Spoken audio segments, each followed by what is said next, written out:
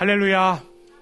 우리 선하고 아름다우신 주님께서 허락하시는 자비와 은혜와 평강이 우리 그라치 만석교 온 교우들의 삶과 가정에 가득 임하기를 간절히 원합니다. 마침내 우리는 한 해의 마지막 주일에 이르렀습니다. 지난 한 해 동안 열심히 걸어온 여러분들의 그 발걸음을 보면서 우리의 만감이 또 교차하기도 합니다. 여러분, 설교를 시작하면서 여러분께 한 가지 좀 질문을 드려보고 싶습니다. 여러분, 올 한 해 동안 어떤 길을 가장 많이 걸어가셨습니까? 집에서부터 교회를 향한 발걸음도 있었을 것이고요. 또 집에서부터 학교를 향한 우리 학생들도 있었을 것이고, 또 직장인도 있을 것입니다. 직장을 향한 그 발걸음. 네. 또 어떤 발걸음이 있었을까요? 블렌드 카페를 향한 발걸음도 있었고요. 또 마트를 향한 발걸음이 있었습니다. 제 얘기하는 것 같아요, 그렇죠? 맞아요. 이처럼 사람들은 누구나 어떤 목적지를 향해서 걷기 마련입니다.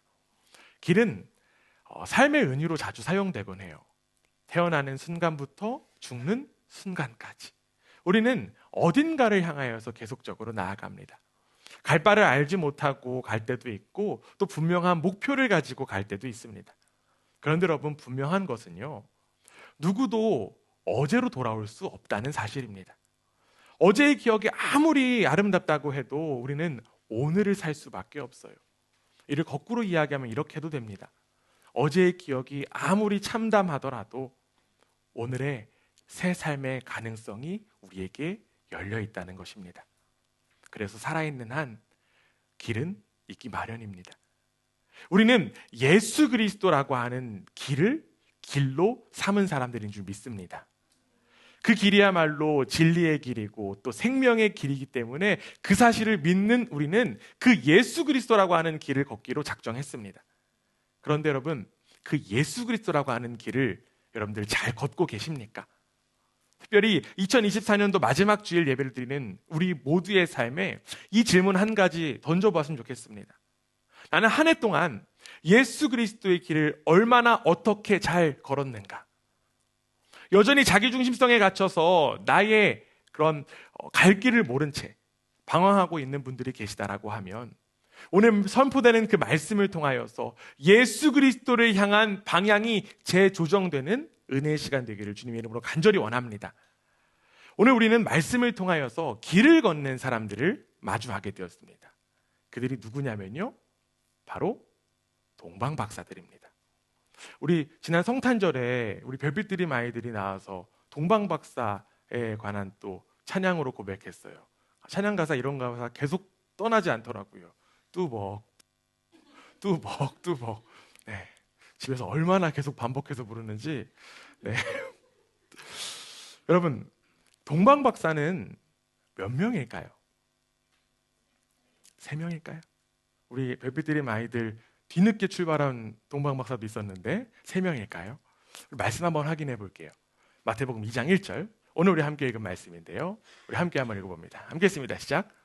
헤롯 왕 때에 예수께서 유대 베들레헴에서 나심에 동방으로부터 박사들이 예루살렘에 이르러 말하되. 우리가 잘 알고 있듯이 동방박사들이 아기 예수님께 뭘 드렸냐면 황금과 위향과 모략을 드렸습니다.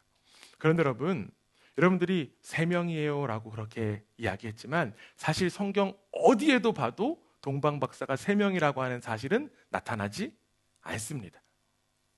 동방박사는 그냥 동방박사들이라고 하는 표현이 되고요, 우리가 예물로 3가지를 드렸기 때문에 3명일 것이다 라고 상상하고 추측할 뿐입니다. 그렇기 때문에 이 동방박사들이라고 하면요, 황금을 드린 사람이 10명이 될 수도 있고요, 위향 20명이 될 수도 있고요, 100명이 될 수도 있고 여러 명이 될 수도 있습니다. 동방이라고 하는 이 표현, 동방은요, 페르시아, 오늘날의 이란 지역을 가리킵니다. 박사라고 하는 이 단어의 헬라어는요, 마고이라고 하는데, 이 마고이라고 하는 것은 좁게는 신에게 제사를 드리는 사제, 조금 더 넓게는 이방 세계의 지혜를 대변하는 사람을 일컫습니다. 이들은 철학과 문학에 뛰어났고요, 그 다음에 천문학도 가지고 있었고요, 그리고 심지어는 마법에 능통한 사람이었습니다. 그들은 세계가 한 몸이라고 여겼어요. 그렇기 때문에 땅에서 어떠한 의미 있는 사건이 벌어질 무렵이 되면 하늘에 어떤 징조가 나타날 것이다라고 하는 사실을 믿고 따랐던 사람들이었습니다. 이처럼 동방 박사들은요, 하늘에 너무 관심이 많았어요. 근데 마침 하늘에 어떠한 징조가 나타납니다. 어떤 징조가 나타나냐면 바로 별이 빛나는 것이죠. 동방 박사들은요, 큰 징조인 그 큰 별을 보았고, 별을 따라서 페르시아를 떠나서 뚜벅뚜벅 걷게 되었습니다. 그런데 여러분, 이들이 왜 이렇게 먼 길을 뚜벅뚜벅 걷게 되었을까요? 성경에는요, 이 동방 박사들이 그 먼 길을 걸었던 목적에 대해서 분명하게 이야기하고 있습니다. 함께 읽은 2절 말씀, 우리 이어지는 2절 함께 읽습니다. 시작.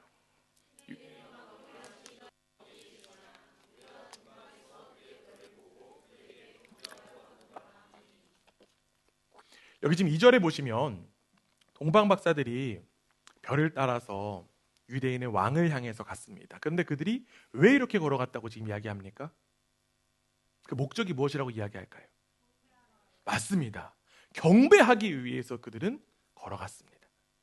여기 지금 경배라고 하는 단어의 헬라 원어는요, 프로스퀴네오라고 하는 단어인데, 이는 인간이 왕이나 또 신을 섬기는 행위를 의미합니다. 동방 박사들은요, 반짝이는 별을 경배하기 위해서 뚜벅뚜벅 걸어간 게 아니에요. 그들은 오직 유대인의 왕으로 태어나신 아기께 경배하기 위해서 걸어갔습니다. 별이 아무리 높고 별이 아무리 화려해도 별의 사명은요, 그들을 아기 예수께로 인도하는 것입니다. 우리는 여기서 반드시 생각해 봐야만 합니다. 우리가 경배해야 될 대상은 누구일까요? 우리가 경배해 드려야 될 대상은 별처럼 겉으로 보기에 화려한 대상이 아니라 예수님밖에 없는 줄 믿습니다. 우리의 발걸음이 동방 박사들이 예수님을 향한 것처럼 우리도 예수님을 향한 그 경배의 발걸음이 되어야 된다고 하는 것입니다. 그렇다면 여러분, 올 한 해 우리는 얼마나 어떻게 예수님을 향해서 경배했는지 이 시점에서 돌아볼 필요가 있습니다. 24년도를 시작하면서 여러분 어떤 말씀으로 우리 한 해를 시작했는지 혹시 기억나십니까? 어떤 주제를 가지고 말씀으로 은혜 나눴을까요? 제가 힌트를 다 드린 것 같은데, 네, 물론 기억이 잘 안 나겠지만 우리는 예배라고 하는, 부르심은 첫 주에 설교였고요, 두 번째 주부터 맞아요. 우리는 예배라고 하는 주제로 함께 말씀을 나눴습니다. 우리는 오늘도 예배를 드리고 있고요. 우리는 지난 1년 약 한 52주 동안 예배를 드렸습니다. 그리고 우리는 앞으로도 예배를 드릴 것입니다. 그런데 여러분, 이 시점에서 우리는 예배의 대상에 대해서 한번 생각해 볼 필요가 있어요. 우리는 누구를 향해서 예배 드리고 있습니까? 맞습니다. 이 질문에 대해서 이렇게, 목사님, 당연히 하나님 향해서 예배 드리죠 라고 우리 이야기할 수 있습니다. 저는 동방 박사들처럼 예수님께 예배하기 위해서 오늘도 이렇게 교회에 왔는데요 라고 대답할 수도 있습니다. 대답 너무나도 귀한 고백이고요, 전혀 틀리지 않습니다. 그런데 여러분, 우리가 지금 2024년도를 마치는 이 시점에서 진정 다시 한 번 더 물어볼 필요가 있습니다. 과연 나는 진정 예수님을 향해서 예배 드렸는가? 내 예배의 대상은 진정 하나님이었는가를 한번 돌아볼 필요가 있어요. 제가 이 질문을 드린 이유는 오늘 우리가 함께 읽은 본문에 예수님을 경배하고자 한 다른 한 사람의 이야기가 나와 있기 때문입니다. 그가 누구였냐면요, 바로 헤롯이었어요. 우리가 대림절 기간을 통해서 헤롯 왕에 대해서 함께 살펴봤습니다. 헤롯 왕은요, 어둠을 상징하는 인물입니다. 그렇기 때문에 헤롯이 다스리던 이스라엘은요, 어둠이 가득할 수밖에 없었습니다. 여러분, 헤롯에 대해서 아주 유명한 일화가 있는데, 이러한 일화가 있어요. 한 가지 여러분 소개해드립니다. 헤롯 왕이 죽음을 맞이했을 때 이제 이런 유언이 있었다고 합니다. 예루살렘 시민 중에서 가장 존경받는 그 사람도 감옥에 잡아 넣어서 내가 죽을 때 그 사람도 같이 죽여라. 그러면 사람들이 그 사람을 통해서 눈물을 흘린 것처럼 자신을 향해서 눈물을 흘릴 것이다라고 하는 그러한 유언을 남겼다고 합니다. 여러분 어떻습니까? 참 극악무도한 사람이 바로 헤롯이에요. 그런데 여러분, 헤롯이요, 이러한 이야기를 합니다. 오늘 우리가 함께 읽은 본문 마태복음 2장 8절에요. 이렇게 되어 있어요. 함께 읽습니다. 시작. 베들레헴으로 보내며 이르되 가서 아기에 대하여 자세히 알아보고 찾거든 내게 고하여 나도 가서 그에게 경배하게 하라. 아멘. 헤롯 왕은요 지금 동방 박사들을 향해서 나도 지금 유대인의 왕을 예배하고 경배하고 싶으니 아기를 찾으면 자신에게 이야기해달라고 이야기합니다. 이 헤롯의 이야기를 들으니까 우리는 이렇게 혼란이 생길 수도 있어요. 아니 분명히 헤롯이 난폭한 왕이라고 이야기했는데 헤롯도 예수님을 경배하고 싶어 하는구나 이렇게 생각할 수도 있습니다. 그런데 여러분 헤롯의 속내를 들여다보면요 헤롯은 겉으로만 예수님을 향해서 경배한다라고 하는 사실을 확인할 수 있습니다. 우리가 함께 오늘 읽었던 3절에 보면 동방 박사들이 유대인의 왕으로 나신 아기를 경배하러 왔는데 헤롯을 비롯한 그 예루살렘 성의 사람들은 당황했다라고 기록하고 있어요. 그리고 여러분 이후에 어떤 일들이 진짜로 일어났을까요? 마태복음 2장 16절인데요. 오늘 우리가 읽은 그 다음 말씀 마태복음 2장 16절 이렇게 되어 있습니다.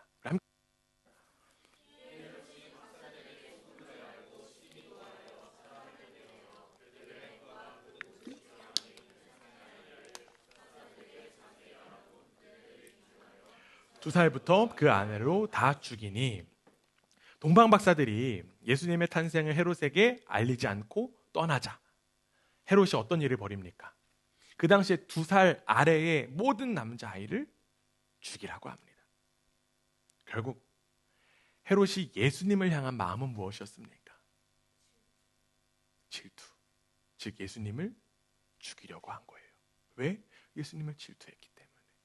예수님을 왜 질투했을까요? 자신의 왕의 자리를 빼앗길 것 같은 그 두려움이 있었기 때문에 그는 겉으로는 예수님을 경배하고 싶다라고 이야기하지만 예수님을 죽이려고 했던 것입니다. 그런데 여러분 안타깝게도요 우리도 헤롯과 같은 마음을 가질 때가 있지 않습니까? 우리가 겉으로는 예수님을 향해서 예배드린다라고 하지만 결국은 내 욕심을 채우려고 하는 모습이 우리에게도 있지 않느냐라고 하는 것입니다. 여전히 자기중심성 내려놓지 못한 채 내가 왕이라고 하는 사실을 내려놓지 못한 채 겉으로만 예배드리기 위해서 교회를 들락거리는 모습들이 바로 헤롯과 별반 다를 바 없는 모습이라는 것입니다. 독일의 신학자 칼바르트는요 사람들이 하나님을 예배하지 않는 이유에 관해 이렇게 이야기합니다. 자신을 하나님으로 착각하기 때문이다. 자신을 하나님으로 여기는 이들은 아무리 예배하고 싶어도 하나님을 예배할 수가 없습니다. 즉 교만한 이들은 예수님을 향해서 진정한 예배를 드릴 수가 없다라고 하는 거예요. 우리가 살펴보고 있는 이 경배라고 하는 단어 한자로 보면요 공경할 경의 절배입니다. 경배는 마음을 다해서 공경하며 예를 갖추어 절하다라고 하는 뜻이에요. 이는 단순히 형식적인 절의 의미가 아니라 진심 어린 존경과 사랑으로 대상에게 예를 갖추어 경의를 표하는 행위를 의미합니다. 즉 성경적 관점에서 경배는요 단순한 그 외적인 행위가 아니라 하나님에 대한 깊은 경외, 하나님에 대한 깊은 사랑에서 비롯된 내적인 태도와 표현입니다. 인간은 본능적으로 자신이 가장 사랑하고 가치 있다고 여기는 대상을 예배하며 그 대상을 닮아갑니다. 이는 우리가 삶에서 우선순위를 두고 애정과 에너지를 쏟는 대상들을 통해서 드러나요. 예를 들면요. 돈을 예배하게 되면 어떻게 될까요? 탐욕스러운 사람이 되겠죠. 권력을 예배하게 되면 어떻게 될까요? 권력지향적인 성향을 갖게 될 것입니다. 따라서 무엇을 예배하느냐에 따라서 무엇을 경배의 대상으로 삼느냐에 따라서 우리의 삶과 우리의 인생이 달라진다라고 하는 거예요. 헤롯과 같이 여전히 자신의 안녕과 복을 추구하려고 하는 마음의 경배는 자기중심적인 교만에 불과한 모습입니다. 예전에도 여러분께 한번 소개한 적이 있습니다. 여러분 히브리어로요 복이 바라크라고 하는 단어입니다. 바라크. 그런데 이 바라크라고 하는 히브리어의 단어의 의미를 살펴보면 복은요 복받는 사람의 자세를 의미합니다. 복은요 하나님으로부터 시작되지만 복의 가장 중요한 것은 하나님 앞에 엎드린다라고 하는 거예요. 복의 근원이신 하나님 앞에 무릎 꿇고 엎드리는 것에서부터 우리 가운데 복이 임합니다. 하나님 앞에 진정으로 엎드리는 그 자체가 바로 복이에요. 우리 인생의 가장 큰 복, 바로 하나님 앞에서 경배하는 것인 줄 믿습니다. 주님 앞에서 엎드릴 수 없는 우리가 주님 앞에 엎드릴 수 있는 은혜가 우리 가운데 허락되었습니다. 자신의 만족과 유익만을 위해서 경배했던 헤롯의 모습이 있다면 그 모습에서 벗어나 이제는 이 예배 시간을 통하여 엎드림의 복을 누리는 우리 모두가 되기를 주님의 이름으로 부탁드립니다. 예수님을 향한 발걸음, 바로 엎드림에서부터 시작되는 줄 믿습니다. 이 엎드림의 시간을 온전히 누리는 우리 그라치 반석교회 되기를 주님의 이름으로 축원합니다. 예수님을 경배하기 위해서 길을 떠난 동방 박사들에게는요, 한 가지 실수가 있었어요. 어떤 실수가 있었을까요? 그들은 지혜가 그리고 지식이 충만한 전문가들이었습니다. 그러나 그들이 왕이라면 왕궁에 태어났을 것이라고 하는 그 확신을 가지고 발걸음을 어디로 옮겼냐면 예루살렘 성을 향해서 옮겼다라고 하는 거예요. 그리고 앞서 소개했듯이 이 동방 박사들의 출현으로 인하여서 헤롯 왕과 당시 예루살렘 성 안의 사람들은 당황했습니다. 왜냐하면 그곳에는 태어난 아기가 없었기 때문에 그렇죠. 이곳에 유대인의 왕이 있습니다라고 왔는데 아기가 없자 당황했어요. 결국 그들의 발걸음으로 인하여서 헤롯이 이 사실을 알게 됐고 수많은 아기들이 죽임을 당하는 그러한 비극을 맞이했습니다. 우리는 동방 박사들의 헛걸음을 보면서 우리 인간의 무지함과 연약함을 다시 한 번 더 깨닫곤 합니다. 비록 그들이 전문가이고 능력이 뛰어났다라고 하지만 결국 사람은 자신의 한계를 뛰어넘을 수가 없어요. 경험했던 폭을 뛰어넘을 수 없는 것이 결국 사람입니다. 이 동방 박사들은 세상의 방식 그리고 자신들의 지식으로 예수님을 경배하기 위해 예루살렘 성으로 발걸음을 내딛었습니다. 물론 동방 박사들이 찾아간 예루살렘 성, 이 세상의 관점에서 봤을 때는 왕이 태어날 자리가 맞아요. 그러나 이 땅 가운데 오신 예수님께서는 그러한 화려한 곳에서 태어나지 않으셨습니다. 이에 당황하던 헤롯 왕과 예루살렘 백성들은요, 예루살렘 사람들은 대제사장과 서기관들을 불러 모아서 유대인의 왕이 태어날 자리가 어디인가에 대해서 물어보기 시작합니다. 그리고 그들은 이러한 대답을 내놓았습니다. 오늘 우리가 함께 읽은 마태복음 2장 5절에서 6절이에요. 우리 함께 읽습니다. 시작. 이르되 유대 베들레헴이오니 이는 선지자로 이렇게 기록된 바 또 유대 땅 베들레헴아 너는 유대 고을 중에서 가장 작지 아니하도다. 내게서 한 다스리는 자가 나와서 내 백성 이스라엘의 목자가 되리라 하였음이니이다. 아멘. 지금 대제사장과 서기관들이 뭐라고 이야기합니까? 유대인의 왕이 태어날 자리가 어디다? 베들레헴이다라고 하는 거예요. 베들레헴이다라는 이야기합니다. 그런데 여러분, 이 대제사장과 서기관들이 뭐 아무데나 그냥 찍어서 이야기했을까요? 야, 어디가 좋을까? 지도 보면서 아무래도 베들레헴이 좋을 것 같아. 베들레헴 이름이 떡집이래. 거기가 아무래도 예수님 태어나지 않았을까? 이렇게 추측하고 상상하면서 찍었을까요? 아닙니다. 여기 지금 보면 5절에 분명히 나와 있어요. 그들은 선지자로 이렇게 기록된 바라고 설명합니다. 이 말씀은 구약의 미가 선지자가 예언한 내용입니다. 직접 확인해 볼게요. 미가서 5장 2절을 보면 이렇게 되어 있어요. 베들레헴 에브라다야 너는 유다 족속 중에 작을지라도 이스라엘을 다스릴 자가 내게서 내게로 나올 것이라. 그의 근본은 상고에 영원히 있느니라. 아멘. 이 말씀을 통해 구약을 통한 하나님의 약속의 성취가 이루어짐을 우리는 확인할 수 있습니다. 그런데 여러분, 우리는 여기서 단순히 하나님의 약속의 성취만을 볼 것이 아니라 오늘 말씀의 주제인 예수님을 향한 발걸음을 우리가 확인할 수 있습니다. 즉, 우리가 믿고 따르는 세상의 방식과 지식에 따르는 것이 아니라 우리는 이들이 선포했던 것처럼 말씀을 따라야 된다고 하는 거예요. 그렇다면 여러분, 왜 우리의 발걸음이 말씀이라고 하는 나침판을 가지고 나아가야만 하는 것일까요? 먼저 우리가 가져야 되는, 우리가 나아가야 되는 목적지가 어디인지를 한번 생각해 보기 원합니다. 여러분의 인생은 어디를 향해서 나아가십니까? 여러분들의 삶의 목적지는 어디일까요? 우리의 목표점은 오직 예수 그리스도밖에 없는 줄 믿습니다. 우리는 모두 다 예수 그리스도를 향해서 걸어갑니다. 이게 사도 바울은 이러한 고백을 해요. 우리가 잘 아는 말씀입니다. 에베소서 4장 13절 이렇게 되어 있어요. 함께 읽습니다. 시작. 우리가 다 하나님의 아들을 믿는 것과 아는 일에 하나가 되어 온전한 사람을 이루어 그리스도의 장성한 분량이 충만한 데까지 이르리니. 아멘. 여러분, 우리 가운데 어떠한 목표가 있습니까? 그쵸? 예수님 닮는 건데요. 예수님 닮는 그냥 닮는 게 아닙니다. 예수님의 아기 때 모습을 닮는 게 아니에요. 예수님의 장성한 분량에 이르는 것입니다. 우리는 일평생 예수님 닮아가야만 합니다. 그런데 여러분, 지금 사도 바울이요, 여기서 예수님 닮는 방법에 대해서 소개해요. 어떻게 이야기합니까? 하나님의 아들을 믿는 것과 아는 일에 하나가 돼요. 여러분, 하나님의 아들 누구십니까? 예수님이에요. 예수님을 믿는 것과 아는 일에 하나가 되어야 된다고 이야기합니다. 여러분, 예수님을 아는 것과 믿는 것을 하기 위해서 우리 가운데 필요한 건 무엇일까요? 말씀이에요. 우리는 예수님을 아는 것 다르게 알 수 없습니다. 말씀을 통해서 예수님 아는 거예요. 예수님에 대한 최고급 정보가 담겨 있는 것, 어떤 유명한 사람의 이야기가 아니라 오직 말씀밖에 없는 줄 믿습니다. 우리는 이 말씀 속에 담겨져 있는 예수 그리스도를 믿습니다.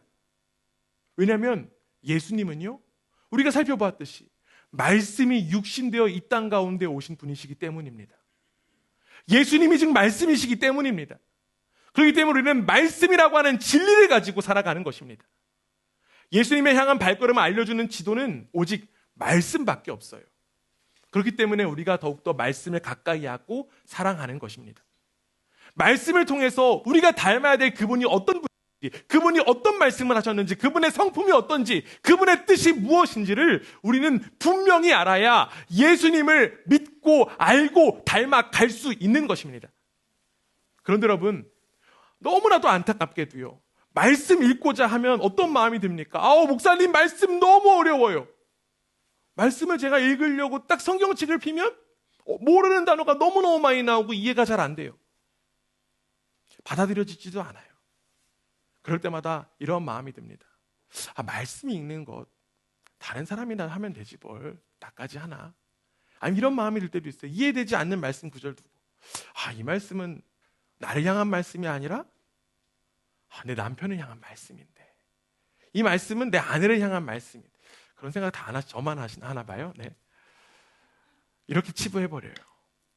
더욱더 더 안타까운 사람들이 있어요. 마치 동방 박사들이 별만을 쫓아갔던 것처럼 눈에 보이는 것만을 쫓는 사람들도 있습니다. 여러분, 눈에 보이는 것만이 맞다고 여기면서 쫓아가는 그 발걸음, 예수님을 향해서 제대로 갈 수 없습니다.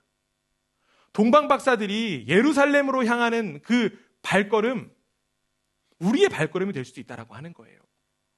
물론 그들이 아기 예수님을 찾아서 마지막까지 걸어간 그 발걸음, 별을 보고서였습니다. 그런데 여러분, 그들이 별을 어떻게 보았는지를 한번 살펴볼 필요가 있어요. 마태복음 2장 9절이에요. 함께 읽습니다. 시작.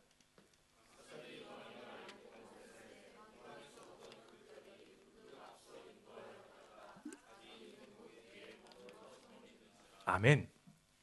우리가 잘 알고 있는 것처럼 동방 박사들이 별을 보고 예수님을 따라서 향해서 간 건 맞습니다.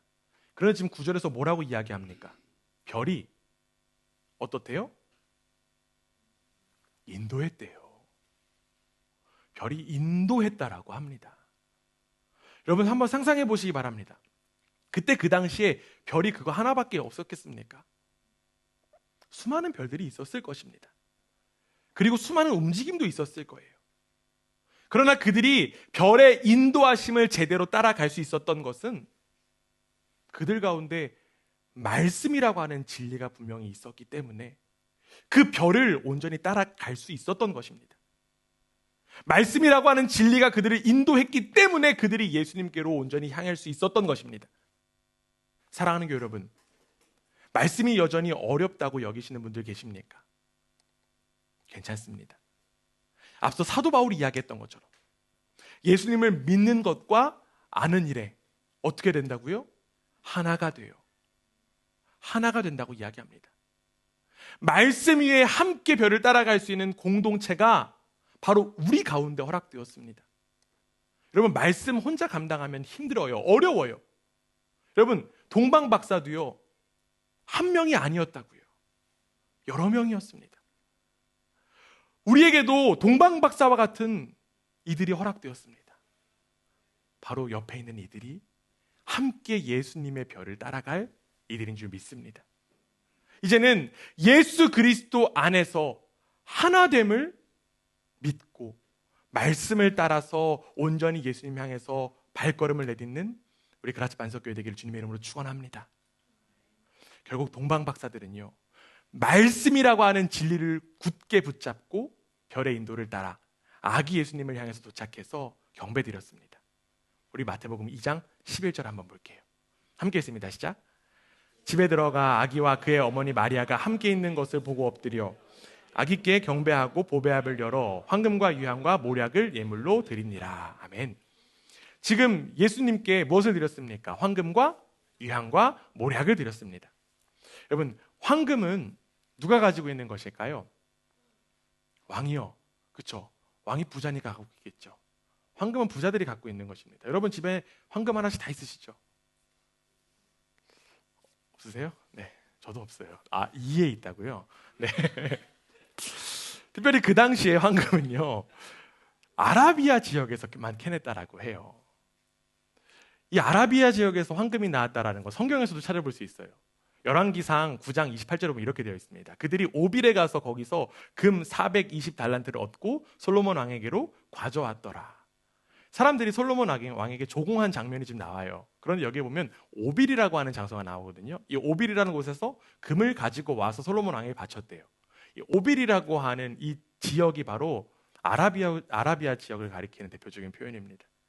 마찬가지예요. 황금뿐만 아니라 유향, 모략도요, 아라비아 남부 지역에서만 자라는 나무라고 합니다. 어쩌면 당연한 이야기예요. 우리는 그들이 페르시아에서 온 사람들이라고 하는 알고 있습니다. 그러나 우리는 이걸 너무나 잘 알고 있지만 마태복음을 처음 접한 유대인들에게는 굉장히 낯선 이야기였을 것입니다. 유대인 그리스도인들은요, 예수님이 아브라함의 자손이고 또 다윗의 후손이라고 하는 그 사실에 유대인으로서 굉장히 자긍심을 느끼고 있었습니다. 그렇기 때문에 이 아라비아 반도에서부터 온 페르시아의 마술사들이 예수님을 처음으로 경배한 사람들이야 라고 하는 이 사실을 접하고 불쾌하게 여겼을 수도 있습니다. 그러나 여러분, 우리가 잘 알고 있듯이 예수님은요, 유대인들만을 위해서 이 땅 가운데 오셨습니까? 아닙니다. 예수님은 모든 사람을 위해서 오신 분인 줄 믿습니다. 우리가 이미 마태복음 1장을 통해서 확인했습니다. 예수님의 족보를 통해서 확인했어요. 이방인들, 여인들의 이름을 통해서 우리는 잘 알고 있습니다. 예수님은 모든 사람을 위해서 오신 분이십니다. 마찬가지. 동방 박사들이 뛰어난 지식을 가지고 있어서 그들이 처음으로 아기 예수님을 맞이했던 것이 아니라 모든 사람들에게 예수님을 향한 초청장이 허락되었다라고 하는 것입니다. 우리 그림 하나 봤으면 좋겠습니다. 이 그림은요, 이태리 피렌체 우피치 미술관에 있는 알브레이트 뒤러가 그린 그림입니다. 이 그림에는 쇠락한 다윗성의 폐허 한 구석에 외양간이 만들어져 있습니다. 여기에 우리가 주목해야 될 사람들이 있죠? 누가 있습니까? 동방 박사들이 나와요. 동방 박사가 우리의 예상대로 3명만 딱 나오죠. 3명의 동방 박사가 나옵니다. 그런데 여러분, 이 동방 박사들의 모습을 한번 자세히 살펴보시기 바랍니다. 그들은 각기 다른 삶의 단계, 각기 다른 삶의 모습들을 하고 있습니다. 유럽을 상징하는 나이든 한 사람이 황금을 바치고 있어요. 그리고 아시아를 상징하는 것 같은 중년의 사람이 향로에 유향을 들고 있습니다. 그리고 마지막으로 아프리카의 한 청년이 모략을 담은 그릇을 들고 순서를 기다리고 있습니다. 이 그림을 그린 알브레이트 뒤러는요, 청년, 장년, 노년의 상징 그리고 대륙과 인종을 함께 또 그려냈습니다. 결국 뒤러는 마태복음이 나타내는 이 복음의 보편성, 누구나 예수님을 만날 수 있고 누구나 예수님을 경배할 수 있다라고 하는 사실을 그림을 통해서 드러냈습니다. 그런데 여러분, 여기에 참 흥미로운 지점이 한 가지 있습니다. 어떤 지점이 굉장히 흥미롭냐면요, 여기에 화가의 얼굴이 들어가 있어요. 누가 화가의 얼굴일까요?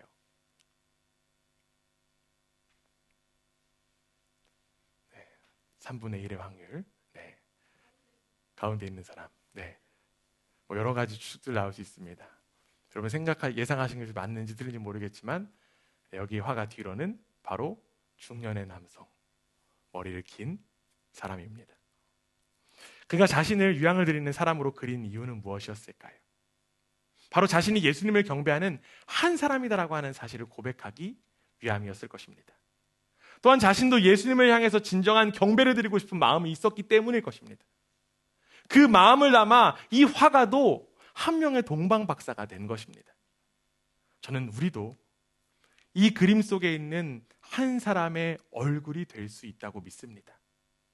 우리도 이 화가처럼 우리의 자격이 동방박사가 될 수 있는 자격이 되지 않지만 우리 가운데는 예수님 앞에 경배할 수 있고 예수님 만날 수 있는 자격이 허락되었습니다. 어떤 자격이 허락되었습니까? 바로 우리를 위해서 이 땅 가운데 오신 예수님께서 나를 대신해서 죽으시고 부활하셨기 때문에 우리는 예수님 앞에 설 수 있고 예수님을 경배할 수 있고 예수님을 닮아갈 수 있는 자격이 허락되었습니다. 이제 우리는 예수님과 함께 예수님을 닮은 그 길을 걸어갈 수 있는 은혜가 허락되었습니다. 사랑하는 여러분, 2024년도를 마무리하고 새로운 2025년도를 맞으면서 우리가 반드시 기억해야 될 말씀이 있습니다. 바로 요한 1서 3장 2절에서 3절 말씀입니다. 우리 좀 긴데요. 함께 있습니다. 시작. 사랑하는 자들아, 우리가 지금은 하나님의 자녀라. 장래에 어떻게 될지는 아직 나타나지 아니하였으나 그가 나타나시면 우리가 그와 같을 줄을 아는 것은 그의 참모습 그대로 볼 것이기 때문이니 주를 향하여 이 소망을 가진 자마다 그의 깨끗하심과 같이 자기를 깨끗하게 하느니라. 아멘. 지금 사랑의 사도 요한은요, 우리가 앞으로 될 일에 대해서 정확하게 알 수 없다고 이야기합니다. 여러분, 2025년도 굉장히 궁금하죠. 어떤 일이 벌어질까? 성경은 이야기합니다. 어떻게 될지 아무도 모른다라고 이야기해요. 그러면서도 사도 요한은 분명하게 우리가 아는 것이 있다고 이야기합니다. 그것이 무엇이냐면 우리가 예수님을 참모습 그대로 보게 될 것이다라고 이야기합니다. 우리가 예수님의 영광스러운 모습을 만나는 그 영광이 우리 가운데 허락되었다라고 이야기합니다.